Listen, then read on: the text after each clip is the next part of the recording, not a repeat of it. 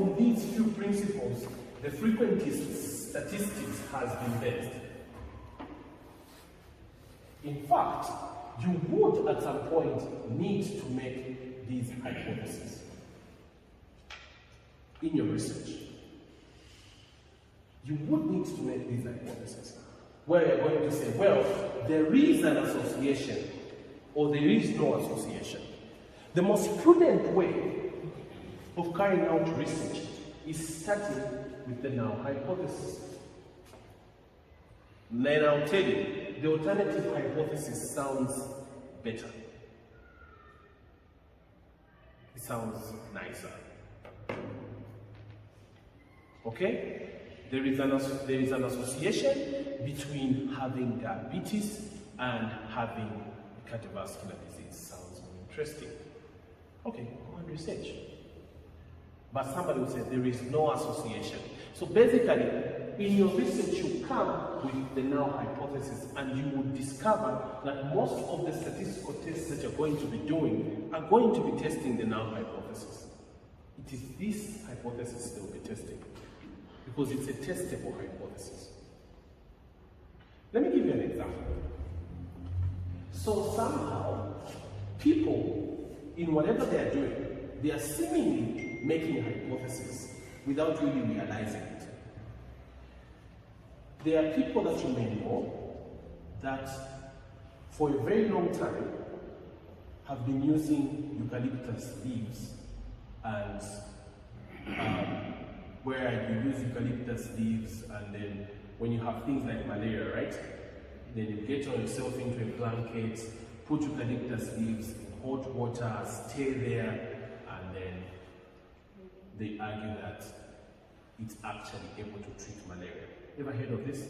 Yes. Anyone who doesn't know this was born yesterday? You've all been probably. This is more common, I think, in the Congo Belt. Yeah, this stuff is more common there. But this happens where you use eucalyptus leaves.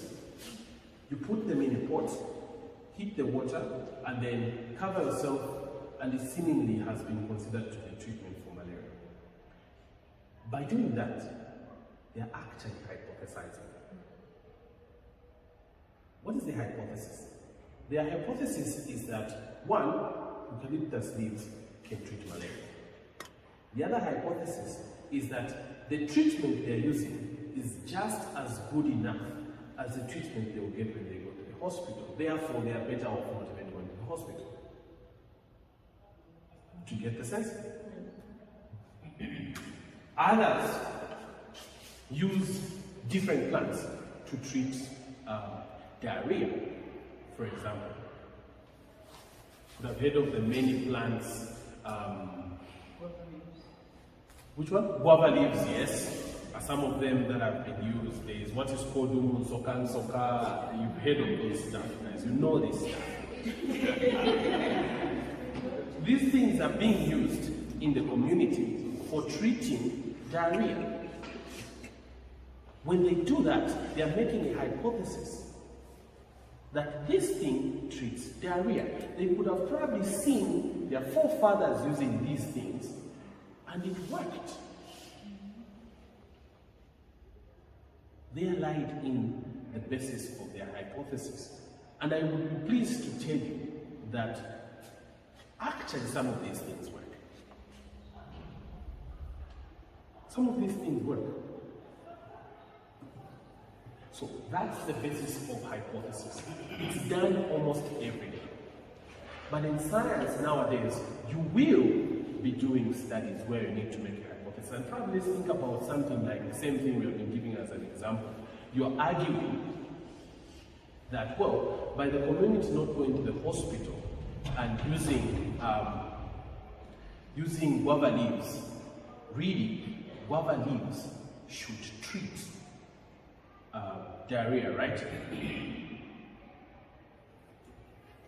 You want to carry out a research to test that hypothesis.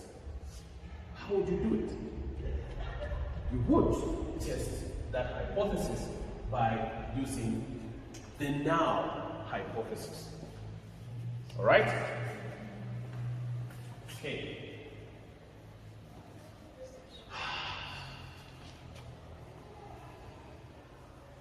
So you move phrase your null hypothesis, and then from there you go on and test this hypothesis whether it's true or not, right?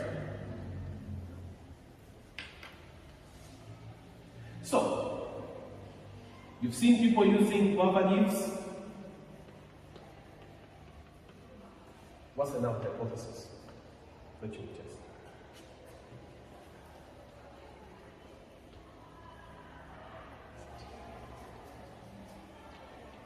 People are using guava leaves to treat diarrhea. What's the null hypothesis? There's no association between diarrhea.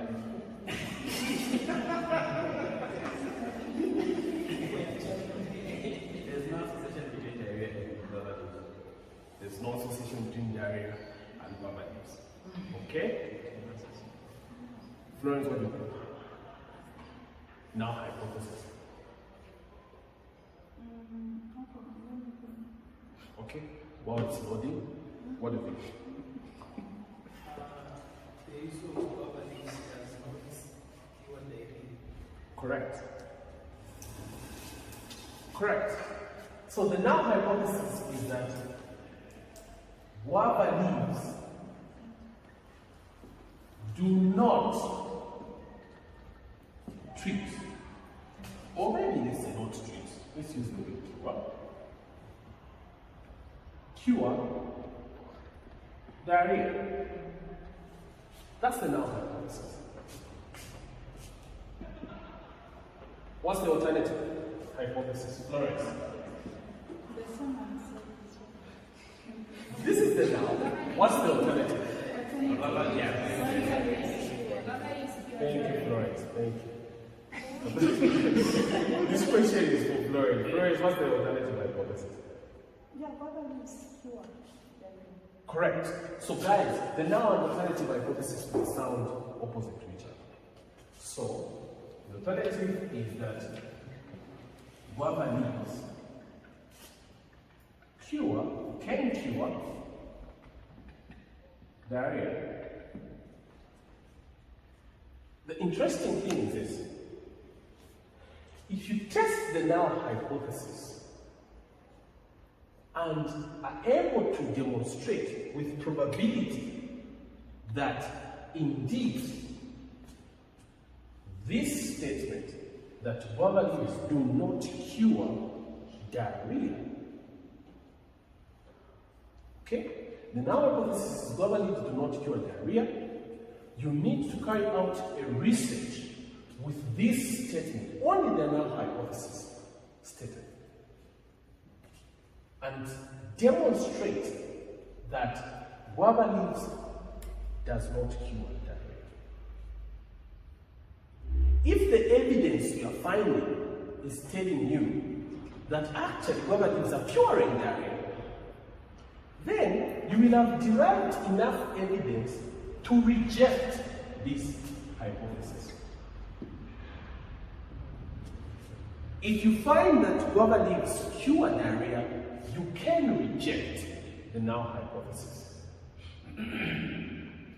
If you reject the null hypothesis, then in essence, you fail to reject the alternative. Did you get the sense? If you reject the null hypothesis, which is the hypothesis that guava leaves do not cure diarrhea, then you fail to reject the alternative hypothesis that guava leaves cure diarrhea. Be cautious as you use the words reject and fail to reject.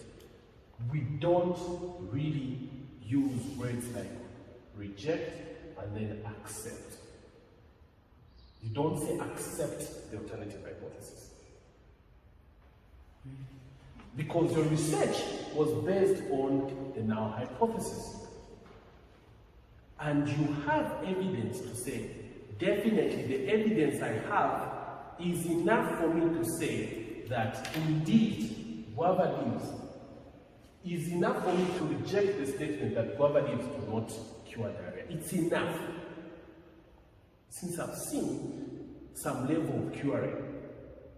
So the evidence I have is enough for me to say, indeed, guava leaves can cure diarrhea. Right?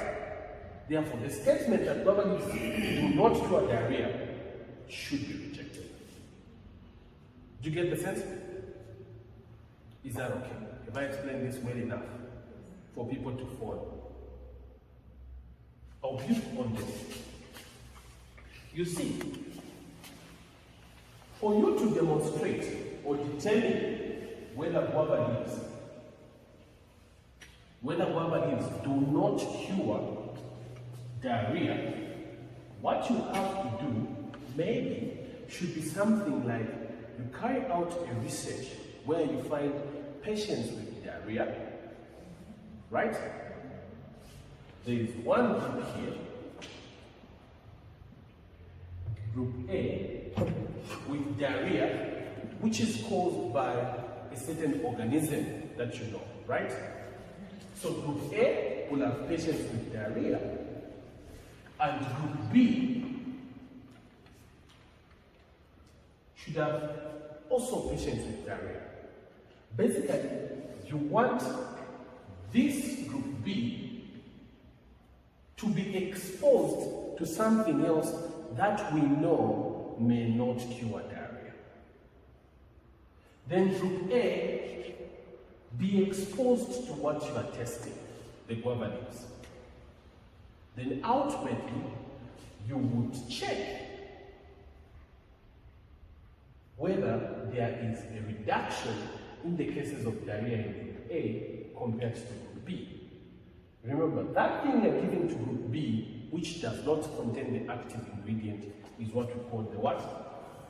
The placebo, right? It has no active ingredient. We raised this point, remember? Group B is actually getting guava.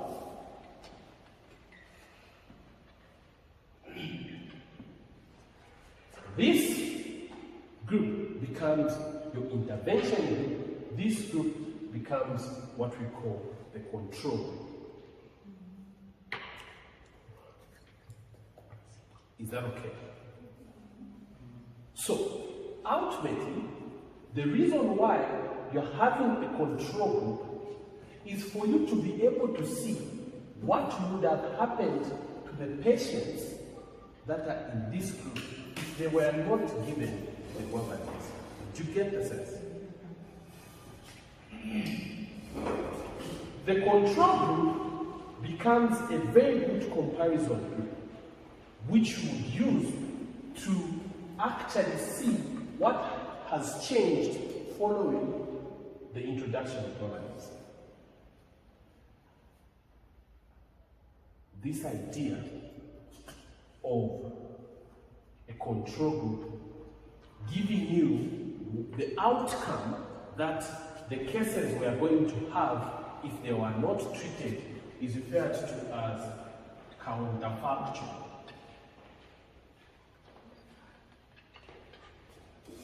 So basically what a counterfactual is, this is the outcome that the exposed participants would have ended up with if they were not exposed.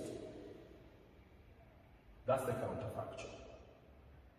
And the change that is observed in the treated participants could be attributed to the treatment, because the treatment is the only thing that is different between the intervention group and the control group. Do you get the sense?